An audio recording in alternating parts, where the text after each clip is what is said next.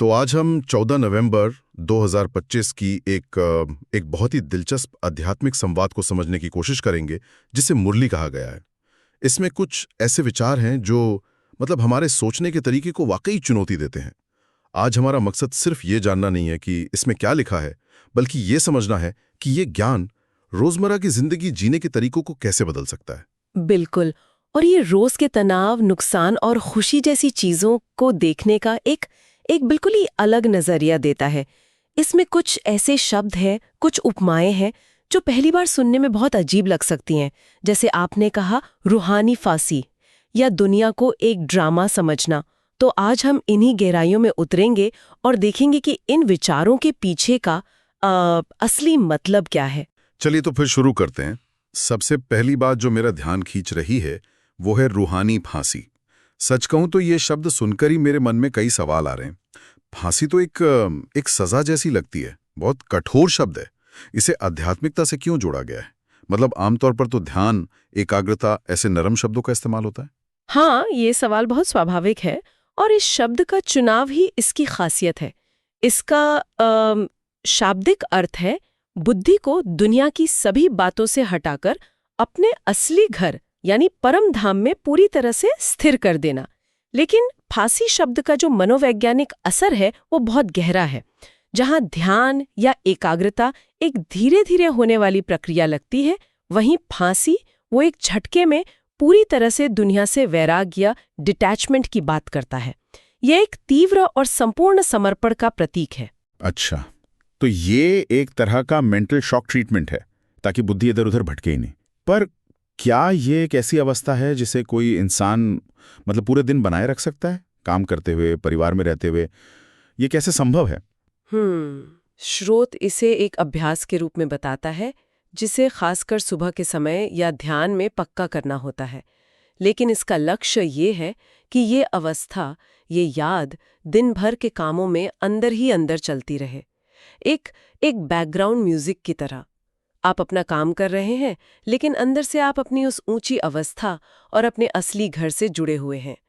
और स्रोत कहता है कि यही अभ्यास सर्वोच्च पद या अवस्था पाने का मुख्य तरीका है।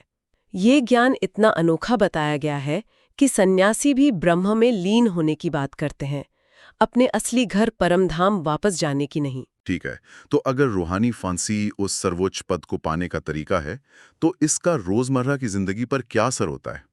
स्रोत इसे सीधे सीधे कभी न खत्म होने वाली खुशी से जोड़ता है, जो सुनने में बहुत आकर्षक लगता है। कहा गया है कि जिसे ये ज्ञान है वो कभी छोटी छोटी बातों पर नाराज या दुखी नहीं होता, चाहे कितना भी बड़ा नुकसान क्यों ना हो जाए। ये कैसे मुमकिन है? इसका जवाब स्रोत के दूसरे सबसे बड़े कॉन्सेप्ट में छिपा है, दुनिया को एक नाटक या ड्रामा के रूप में देखना। स्रोत बताता है कि ये दुनिया 5000 साल का एक चक्र है जो हूबहू दोहराया जाता है। इसमें आत्माएं अपने अधिकतम 84 जन्मों का सफर तय करती हैं। सतयुग यानी स्वर्ग की दिव्यता से लेकर कलयुग यानी आज की पतित या नीची अवस्था तक।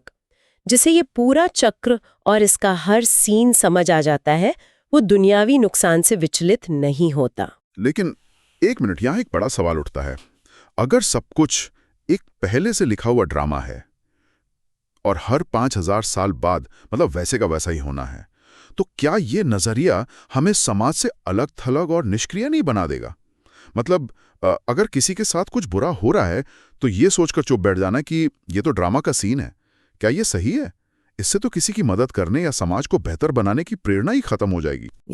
ये बहुत ही महत्वपूर्ण सवाल है। और शुरू में ये कॉन्सेप्ट ऐसा ही लग सकता है जैसे हमारी कोई मर्जी ही नहीं है, कोई फ्री विल नहीं है। लेकिन स्रोत इसे एक अलग नजरिए से देखने को कहता है, एक महान एक्टर के नजरिए से।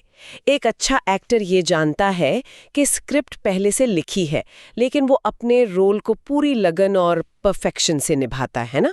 उसे गुस्सा भी करना है, रोना भी है, लेकिन अंदर से वो जानता है कि ये सब एक्टिंग है।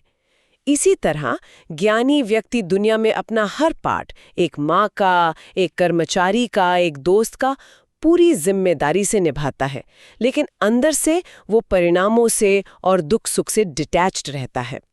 प्रेरणा कर्मफल के मोह से नहीं, बल्कि अपने असली दिव्य पाठ को सर्वश्रेष्ठ तरीके से निभाने से आती है। अच्छा, मतलब एक्शन लेना है पर अटैचमेंट के बिना। ये तो गीता के निष्काम कर्म जैसा लग रहा है। ये ड्रामा वाली बात इस विचार को और मजबूत करती है, और इसी से शायद वो ऊंच और नीच वाली बात भी जुड़ती है जिसका जिक्र बार बार आता है। ऊंच भगवान, ऊंच घर, ऊंच पद, और दूसरी तरफ नीच दुनिया। ये असल में क्या है? हाँ, ये सीधे सीधे जुड़ा है। यहाँ ऊंच का मतलब है आध्यात्मिक पवित्रता और दिव्यता की पराकाष्ठा, जिसे सतयुग या स्वर्ग कहा गया है। और नीच का मतलब है आत्मा की शक्ति का क्षीण होना, देह अभिमान और विकारों में आना, जिसे कलयुग या नर्क कहा गया है। और स्रोत में एक बहुत ही दिलचस्प बात कही गई है। जब आत्माएं उस ऊंच दुनिया यानी सतयुग में होती हैं, तो उन्हें इस नीच दुनिया का कोई ज्ञान या याद नहीं होती। और अभी जब वे इस नीच दुनिया में हैं, तो उन्हें उस ऊंच दुनिया की कोई स्मृति नहीं है। अच्छा, तभी तो लोग हे पतित पावन आओ कहकर पुकारते हैं, क्योंकि वे ये तो महसूस करते हैं कि हम पतित यानी गिरे हुई अवस्था में हैं, लेकिन पावन कैसे बने या वो पावन दुनिया कैसी थी, ये भूल चुके हैं। बिल्कुल सही, आपने बिल्कुल सही पकड़ा। और स्रोत इस पावन बनने के तरीके को भी बहुत साफ करता है। वो कहता है कि ये कोई शारीरिक पवित्रता अपवित्रता नहीं है। पाप आत्मा को लगता है, शरीर को नहीं। इसलिए गंगा जैसी नदियों में नहाने से पाप नहीं धुल सकते।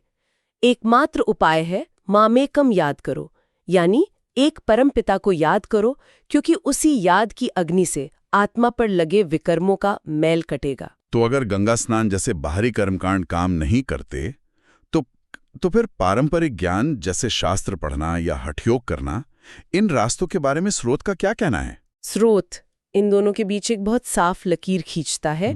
उसका कहना है कि शास्त्र पढ़ने से दुनिया में मान सम्मान, पदवी मिल सकती है, विद्वान कहला सकते हैं, लेकिन वो ऊंचते ऊंच पद या मुक्ति, जीवन मुक्ति नहीं मिल सकती, क्योंकि वह ज्ञान मनुष्यों द्वारा रचा गया है। असली ज्ञान तो स्वयं परमपिता देते हैं, जिन्हें ज्ञान का सागर कहा गया है। इसीलिए तो इस पढ़ाई को गॉड फादरली यूनिवर्सिटी भी कहा गया है, जहां आत्मा सीधे परमात्मा से पढ़ती है। और योग के बारे में? स्रोत हठयोग को सिर्फ एक्सरसाइज कहता है। ये तो बहुत बड़ी बात है। आज के समय में योग को शारीरिक और मानसिक स्वास्थ्य के लिए इतना महत्व दिया जाता है। हाँ, ये एक बहुत मजबूत बयान है। स्रोत शारीरिक योग को शरीर को स्वस्थ रखने के लिए उपयोगी मानता है, लेकिन उसे आध्यात्मिक उन्नति का रास्ता नहीं मानता। उसके अनुसार सच्चा और प्राचीन राजयोग बुद्धि का योग है। ये शरीर को मोड़ने या सांस रोकने का अभ्यास नहीं, बल्कि बुद्धि को एक परमात्मा से जोड़ने की याद की यात्रा है। और ये योग घर परिवार छोड़कर जंगलों में नहीं करना है, बल्कि गृहस्थ में रहते हुए, अपने सारे काम करते हुए करना है। गृहस्थ में रहते हुए पवित्रता और योग। इसी से जुड़ा हुआ एक और बहुत सशक्त विचार स्रोत में है, जो है माताओं यानी स्त्रियों की विशेष भूमिका। उस समय के सामाजिक संदर्भ में जब ये ज्ञान दिया जा रहा था, तब महिलाओं की भूमिका काफी सीमित थी। ऐसे में ये कहना कि माताएं ज्ञान में बहुत आगे जाएंगी, ये कितना क्रांतिकारी रहा होगा। बहुत ज्यादा। ये इस ज्ञान का एक केंद्रीय स्तंभ है। स्रोत कहता है कि भविष्य में ये माताएं ज्ञान में इतनी ऊंची जाएंगी कि वे बड़े बड़े सन्यासियों को भी शास्त्रार्थ में जीत लेंगी। वो अपने लौकिक यानी सांसारिक कुल का और पारलौकिक यानी आध्यात्मिक कुल का, दोनों का नाम रोशन करेंगी। ये एक तरह से आध्यात्मिक सत्ता स्त्रियों के हाथ में सौंपने जैसी बात है। स्रोत में तो ये भी सलाह दी गई है कि अगर किसी ज्ञानी महिला के छोटे बच्चे हैं और वो सेवा करना चाहती है, तो उसे बच्चों के देखभाल का प्रबंध करके सेवा में लग जाना चाहिए। ये पारंपरिक भारतीय माँ की छवि से बिल्कुल अलग है, जहां बच्चे ही उसकी पहली प्राथमिकता होती है। इसके पीछे क्या सोच है? इसके पीछे समय की अर्जेंसी का भाव है। स्रोत के अनुसार ये पुरानी दुनिया के विनाश और नई दुनिया की स्थापना का संगम समय है। ये बहुतों का कल्याण करने का समय है। इसलिए इस छोटे से महत्वपूर्ण समय में आध्यात्मिक सेवा को सर्वोच्च प्राथमिकता दी गई है। ये एक असाधारण समय के लिए एक असाधारण निर्देश है, जो दिखाता है कि आध्यात्मिक जागृति को कितना ज्यादा महत्व दिया गया है। तो इस पूरी बातचीत को अगर हम समेटें, तो सार ये निकलता है कि सर्वोच्च आध्यात्मिक पद और स्थायी खुशी का रास्ता बाहरी कर्मकांडों, शास्त्रों या शारीरिक योग में नहीं है, बल्कि ये दो चीज़ों पर आधारित है। पहला, बुद्धि को निरंतर एक परमपिता की याद में स्थिर रखना, जिसे रूहानी फांसी जैसा शक्तिशाली शब्द दिया गया है। और दूसरा, इस दुनिया को एक पूर्व निर्धारित नाटक के रूप में समझना, जिससे हम हर परिस्थिति में साक्षी होकर खुश रह सकें। आपने बिल्कुल सही सारांश दिया। और अंत में एक विचार जो हमारे श्रोताओं को सोचने के लिए छोड़ जाता है। स्रोत में ज्ञान के तीसरे नेत्र का जिक्र है।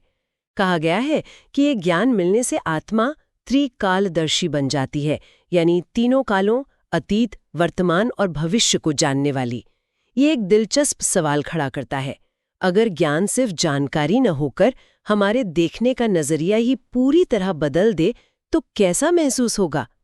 दुनिया को रोज घटने वाली अच्छी बुरी घटनाओं की एक अंतहीन श्रृंखला के रूप में नहीं, बल्कि एक संपूर्ण, सुंदर और बार बार दोहराए जाने वाले नाटक के रूप में देखना, जिसमें हर आत्मा एक हीरो एक्टर है जो अपना सबसे अच्छा पार्ट बजा रही है। इस नजरिए से जीने का अनुभव कैसा होगा?